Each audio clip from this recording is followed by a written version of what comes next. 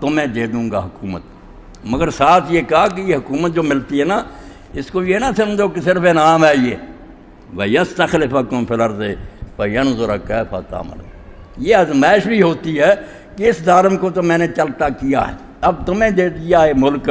اب میں دیکھوں گا کہ تم کیا کرتے۔ یہ ہم جو تھوڑے دن بعد منا رہے ہیں نا یوم آزادی، اس بارے میں بھی آپ سوچیں کہ جیسے برطانیہ دفاع ہو گیا، ہمیں ملک دے دیا اللہ نے،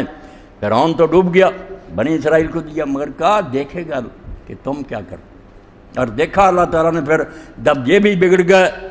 2 عذاب ان پر ایسے آئے، ویسے بہت آئے، بار بار مار پڑی ان کو اللہ کے چہتوں کو، جو یہ کہتے تھے نحن ابناء اللہ واحباؤ، ہم تو اللہ کے بیٹے ہیں، اللہ کے پیارے، یہاں تک غرور میں چلے گئے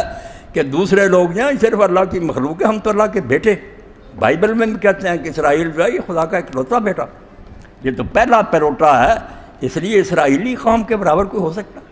ان سے جو لوگ کہتے ہیں نا کہ یہودیوں سے صلح کرو اور ان کا علاقہ مان لو، بیوقوف لوگ اہم کو کی جنت میں رہتے ہیں، جو ان کے عقیدے ہیں، جو ان کے دین میں ان کو سکھایا گیا جھوٹے دین میں، اس کی وجہ سے یہ کسی کے ساتھ بنا کر نہیں رکھ سکتے، نہ امریکہ کے یہ خیر خواہ، نہ سر اپنا مطلب نکالنے والا۔ جب ان کے فقہاء علماء نے یہ کہہ دیا کہ تم اپنا پکا ہوا کھانا بھی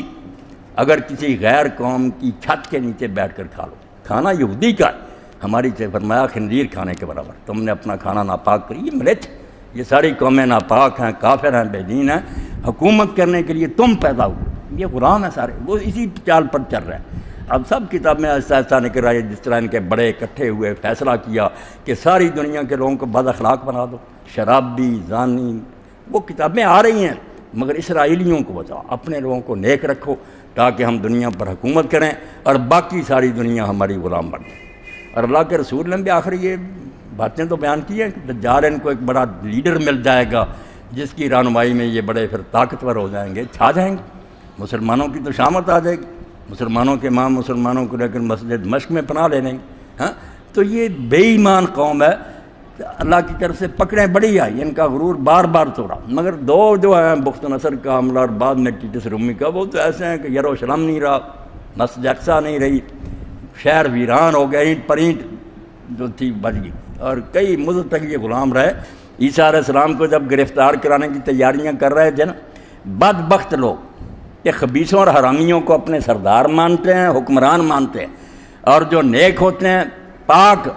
جو بہتری کی راہ، انہیں کو دشمن سمجھتے۔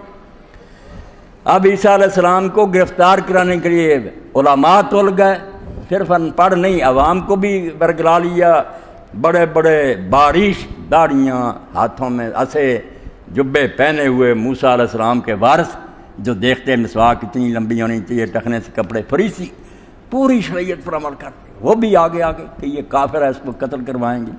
وقت کی حکومت تو بھی گانٹھا ساتھ۔ اب رومی جو تھے وقت کے حاکم، وہ غیر قوم تھے، ان کی زبان الگ تھی، وہ جیسے برطانیہ یہاں آیا ہوا تھا اس طرح ہی تھے، انہیں کوئی دلچسپی نہیں تھی کہ عیسیٰ کون ہے، یہ یہودی کون ہے، انہیں اپنی حکومت سے غرض۔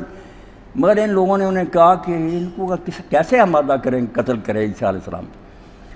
گورنر کے جب پیش ہوئے، اس نے کہا مجھ میں تو یار اس میں کوئی بات نظر نہیں آتی مجھے جس سے میں اس کو قتل کروں، ہمارے قانون کے مطابق کوئی جرم نہیں، کوئی نبی ہے یا نہیں ہے، تو آپ جانیں، آپ کا کام جانیں۔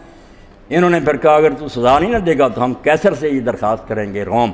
کہ یہ حکومت کا باغی ہے، تختہ اٹھنا چاہتا ہے، تیرا گورنر اس کو رعایت دے رہا۔ گورنر کو بغاوت کا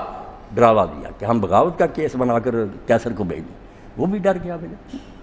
اب نوبت یہاں تک پہنچی، اللہ کے عذاب یوں ہی نہیں آتے، اللہ قوموں کو دیکھتا کہ کرتے کیا۔ نیک لوگ پھانسیوں پر چڑھ جاتے ہیں، جیلوں میں وہ گلتے رہتے ہیں، اور یہ خبیث حکومت کے تخت پر بیٹھے رہتے ہیں۔ جب آخری فیصلہ ہوا کہ عیسیٰ علیہ السلام بھی تھے پاس، اور اس نے کہا گورنر نے کہ کل عید فصح ہے، سارے یہودیوں کی سب سے بڑی عید جو ہے نا، خوشی کا دن تمہارا وہ ہے، ہم اس لحاظ سے تم ہماری رعیت ہو،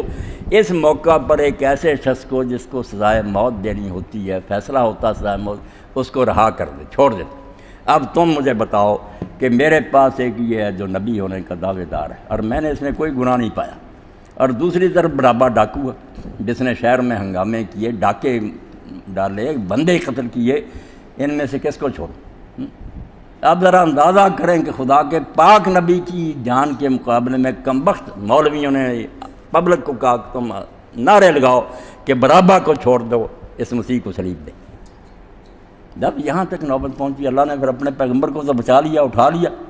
مگر ان کا کیا حشر ہوا؟ عیسیٰ علیہ السلام کا جو پڑھتے ہیں انجیل میں، آپ گلیوں بازاروں میں پھرتے روتے، فرمایا ابن مریم کا کیا، اس نے تو دنیا سے جانا ہی،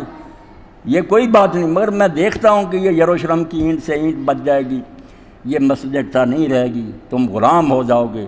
صرف 70 ہی سال گزرے، ٹیٹس رومی نے حملہ کر کے 600 سال تک یہاں کوئی شہر نہیں تھا، کوئی مسجد نہیں تھی۔ حضرت عمر نے اپنے دور میں پھر تھوڑی سی مسجد بنایا۔ تو اللہ کہتا ہے کہ جب میں حکومت دیتا ہوں تو دیکھتا ہوں کہ پھر تم کرتے کیا، وعدے کیا کیے تھے کہ پورا